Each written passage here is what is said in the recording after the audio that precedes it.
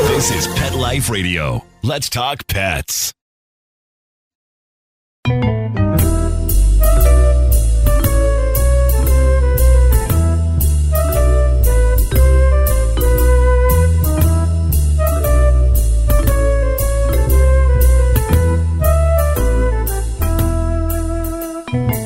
Hello, cat lovers, feline friends. Welcome to Cattitude. I'm your show host, Michelle Fern. You know, I think it's so important that people learn about cats when they're little, you know? And the more kids know about cats, the more likely they'll be cat lovers when they grow up. Well, my next guest wrote a handbook for how kids can make feline friends, and I am so excited to have him on. We'll be right back. Listen up, cat lovers. If you're planning a vacation, you need to hear about trusted house sitters. They connect pet parents with verified and background-checked sitters, so you can travel worry-free knowing your fur baby has all the care and company they could need. I love this. I can't stand the thought of my pets being lonely or being in a kennel, so I can't wait to sign up. Cattitude listeners, you get 20% off today with code Cattitude20. That's Cattitude20. Go to TrustedHouseSitters.com and use the code Cattitude20 for 20% off. Let's Talk Pets on PetLifeRadio.com.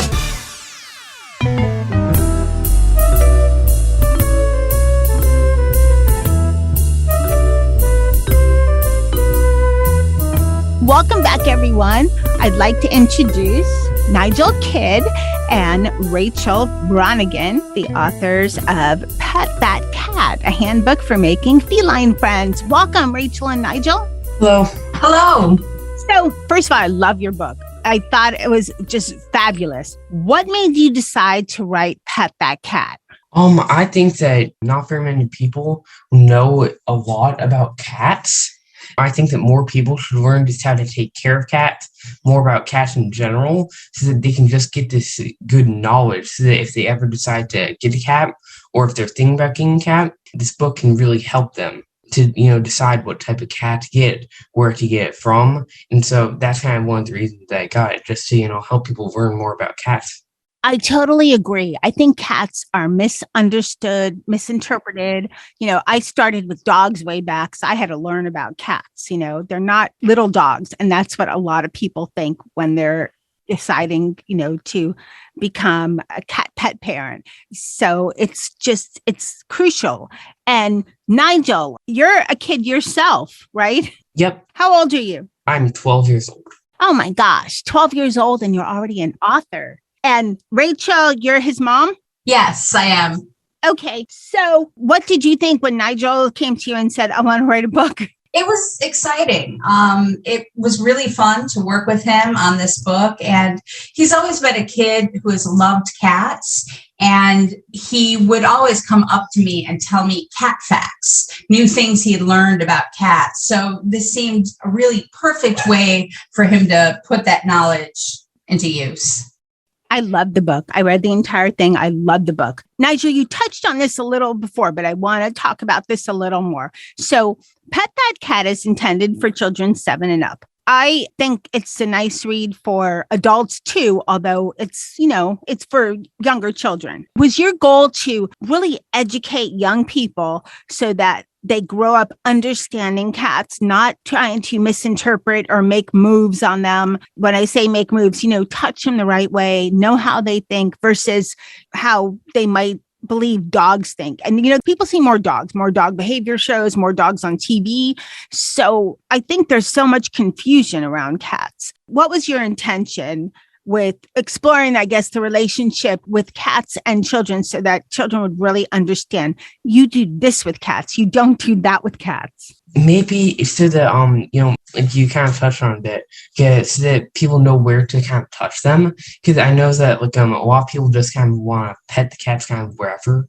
But, the cats usually don't want to be pet just anywhere stuff. So I think that I kind of wrote, clear stuff about that and also some of the myths about cats, how, black cats are bad luck. I know. So, yeah, just kind of to clear up some myths and then put a lot of new information out there and kind of, like you said, help kids, just learn more about cats. And you kind of touched on my next question about why do you think cats are so misunderstood? You hit on one with the black cat myth, and I've actually done shows on that, especially around Halloween, because sometimes there's some people that are cruel to black cats around Halloween, which that's just the color of their fur. It doesn't mean anything. I like how in your book you have myths about facts, you have cat facts, you have an interview with a cat expert. But let's get back to my first question. My question I started with, what do you think the overall reason is why cats are just misunderstood, especially with children? Maybe it's because sometimes they can be a little more grumpy sometimes and a little bit more likely to like a scratch or bite, maybe. Because that may be one of the reasons. But also I think it's just kind of deeper into like culture that, like about how stuff like black cats are bad luck and stuff like that, or how all cats kind of like maybe like mean, kind of just want to hurt you. I think that's it. I also think it's because dogs are much more approachable to kids in some way. I think kids see dogs more because more cats are inside. And with a cat, you can't just run up to a cat and pet them. You have to give them a little bit of space. And I don't think a lot of kids understand that. That is so true. And I think another thing, when you were talking, Rachel and Nigel, I was thinking about this. Kids also tend to be hard on things, even especially toddlers, where with cats, you have to really be gentle. And, you have a little toddler that you have to be gentle with, but they just, they bang everything. And I know your book is for older children, but I think, children generally are more energetic and bouncing around and want to get involved, whatever. And for cats, you have to be, hey, wait, it's on my terms, So it's interesting that the different tips that you have as far as how to approach cats and everything. What is your cat pet parent experience, Nigel? I think that cats have very interesting, and basically all cats have different personalities basically. And like they all have things that they might want you to do or not do. Some cats may want their belly rubbed, some cats might not. I know my cat, Princess, sometimes loves to be picked up, but only at certain times. So you have to kind of like tell when, and kind of have to get their personality before doing stuff like picking them up. In my experience, I think that you kind of have to get to know the cat before doing stuff like that. And, they all just have different things that they like. Yeah, Princess sometimes likes her belly rubbed, but then I know that other cat would not like their belly rubbed. And Cherry really wants her food and kind of gets angry if she doesn't get it. But then Princess and Fred aren't as mad if it's not specifically on time and stuff. So I think that basically all cats are just kind of unique and different. I'm going to tell you, I've mentioned this on the show before, but when I read that portion of your book and listening to you now, I'm thinking, oh, so true. My first cat about almost 15 years ago was Dennis. And he just opened the door one day and he walked in. It was actually nighttime. It was cold as it gets in South Florida. And he was meowing, walked in, and that's how I became a cat person. And Dennis is part Maine Coon. And I didn't know at the time, but they're like the dog of cats. And, quote, the dog of cats. And I thought that he was just the super nice cat. I remember telling my neighbor, well, my cat is so nice. Your cat's so different. She goes, no, your cat is different. And I didn't get that until more cats came into my life because, Dennis is, he'll come when he's called. He eats anything. I know that cats can't, smell and taste, but he'll come over to you no matter what snack you have and tap you like, where's mine? He sleeps belly up, which is unusual. You can always pick him up. Molly, on the other hand, no. She's a little tuxedo. Don't go near her. And her sister, Charlotte, sister from another litter, is just runs when you go near her. She's just doesn't want anything to do with anyone. Just let her hide, let her eat, sleep, and leave her alone. So, and then the outdoor cats are another thing, but they're so different. How many cats do you have now, Nigel? Well, my mom's, I have Fred, Cherry, and Princess. But then at my dad's, I have Meowser, Pizza, Toffee, and Bonko. So a lot of cats. 6? I have 3 at my mom's and 4 at my dad's. So Wow. A lot of cats. Wow, that's a lot. I thought 5 was a lot. That's a lot of cats. Well, no wonder you wrote such a good book. You have so much experience with cats. What is one of the tips that you have mentioned in the book where you're letting people, the children know, hey, this is how cats are, this is how you have to approach them and so forth? What do you think is the most important tip? Maybe the tip about approaching cats, like how you want to approach and let them like sniff your hand and kind of come to you before you start petting them. Cats usually don't like abrupt petting from strangers. And so it's kind of good to know how to approach cats before just going and petting them, because that might get you like a scratch. I totally agree. I hear so much people say, well, yeah, I once pet your cat, but she scratched me, and she's telling you, hey, don't do that. But that's how she gets the message across, or he gets the message across, and people just misunderstand that all the time. All right, we're going to take a short break and we're going to come back and we're going to talk more about your book. We'll be right back. As a pet parent to a dog and a cat, you're going to run into some catastrophes. Your dog eating up the cat's food, or scavenging in the litter box is one of them. With Door Buddy, you don't have to worry about cutting a hole in your door or struggling with a pet gate. Door Buddy's adjustable door strap installs in seconds and without any tools. Finally, an easier way to let cats into rooms and keep dogs out of trouble. For 20% off Door Buddy, use code Cattitude20. That's Cattitude20 at thedoorbuddy.com. That's thedoorbuddy.com. Give your cat back its space today.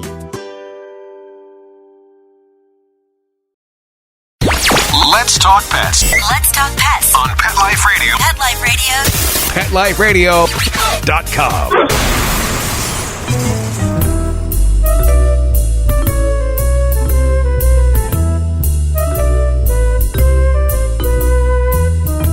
Welcome back, everyone. We're talking with Nigel and Rachel, the authors of Pet That Cat. So you have more than just, your cat tips and how children should approach a cat. You also have great feline facts and tips. And now I want another favorite. Nigel, what is your favorite feline fact? I think that it's maybe about cats and when they're kind of showing their belly up to the sky with their paws out, with their paws up in there. Okay. And because sometimes when you go to pet them, they'll just pounce on your hand. But other times they'll just let you pet them. So it kind of depends on the cat. And I think it's kind of cool how they have just the different ways that they respond based on the different cats. So I think it's just kind of a cool little fact. Very cool. I like the feline fact about their taste buds, how they have a few hundred and humans have 9,000, and they make this up with their sense of smell. And also that they don't like sweet stuff, but Dennis will sometimes eat a cookie. So I don't know if he's an exception or if he just smells something else in that cookie that's driving him to eat it, or he's just greedy. I don't know. You also in your book went into the history of cats. Why did you think this would be good to include in the book? Maybe because it's cool. It's how cats how their history is kind of, because they have a really cool history. Like in ancient Egypt, they're kind of worshipped almost as gods. Sometimes mummified with their caregivers and stuff. So I think it's cool how in the different cultures, how they have been put throughout the cultures as in ancient Egypt, almost as gods, or in other places, just as places almost to guard the house or to catch the mice. So I think it's kind of cool how cats are throughout history. Yeah. And, cats were little working furry things for so many years, and just basically rodent catchers way more before they became domesticated.